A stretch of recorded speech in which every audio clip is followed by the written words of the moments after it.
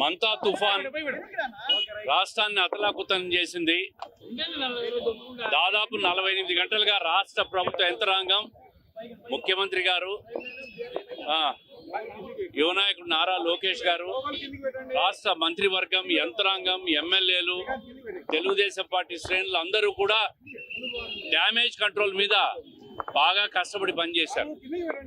ఈ సందర్భంగా కడప నగరంలో ఎన్జిఓ కాలనీలో ఎప్పటి నుంచో చిన్న వర్షం పడినా నిలిచిపోయే పరిస్థితి వచ్చేది. స్థానికంగా ఇక్కడ డాక్టర్ గారు శకుంతల గారు ఈ సమస్య ప్రభుత్వ దృష్టికి, అదేవిధంగా ఎమ్మెల్యే దృష్టికి తీసుకురావడం, దానికి municipal corporation executive engineer Dhanalakshmi గారు, అదేవిధంగా జేఈ గారు, ఏఈ ఎస్సీ చెన్నకేశ్వర రెడ్డి గారు ఈ ప్రాంతం అంతా కూడా కాలువల్లో డీసిల్టింగ్ చేపించి ఈరోజు పెద్ద వర్షం పడినా కూడా చుక్క నీరు నిల్వ లేకుండా చేసినందుకు ప్రత్యేకంగా మున్సిపల్ కార్పొరేషన్ ఇంజనీరింగ్ శాఖ వాళ్ళను, స్థానికంగా ఉన్న డాక్టర్ గారిని కూడా అభినందించాలి.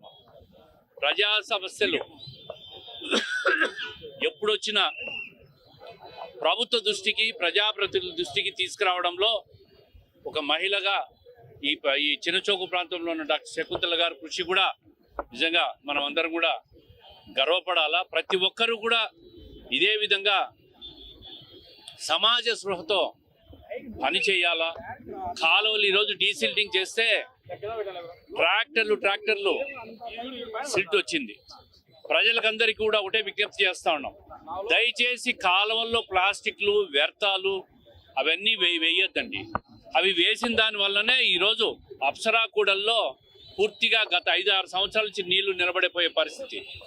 గత ప్రభుత్వ పెద్దలు, పెద్ద పదవుల్లో ఉన్నవాళ్ళు, ఈ ప్రాంతంలో ఉన్నవాళ్ళు ఈ మురుగునీటిలో ప్రజలున్నా పర్వాలేదు, మాకు రాకుంటే చాలని చెప్పి నిర్లక్ష్యం వహించినారు.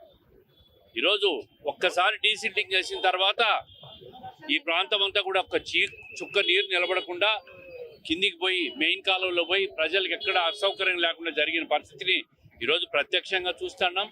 దానికి ఇంజనీరింగ్ శాఖ అధికారులను, స్థానిక ప్రజలను కూడా అభినందిస్తున్నాం. కడపలో ఇదే మాదిరి పూర్తిగా అన్ని ప్రాంతాల్లో ఉన్న డ్రైన్స్ అన్ని పూర్తి చేస్తే ఎప్పుడు ఎంత పెద్ద వర్షం పడినా కూడా భవిష్యత్తులో నీళ్ళు నిలబడకుండా చేసేదానికి ఈ ప్రభుత్వం, స్థానిక ఎమ్మెల్యే ఇక్కడ కృషి చేస్తారని చెప్పి నేను తెలియజేస్తాను. అదేవిధంగా ఈ అప్సరా సర్కిల్ కూడా డెవలప్మెంట్ ప్రపోజల్స్ కూడా కార్పొరేషన్ ద్వారా ప్రభుత్వానికి పోయినాయి. ఈ సర్కిల్ను కూడా ఖచ్చితంగా డెవలప్ చేస్తాం. స్థానికంగా ఉండే నాయకులు ఈ సర్కిల్ను డెవలప్ కాకుండా అడ్డుపడుతూ ఉంటారు.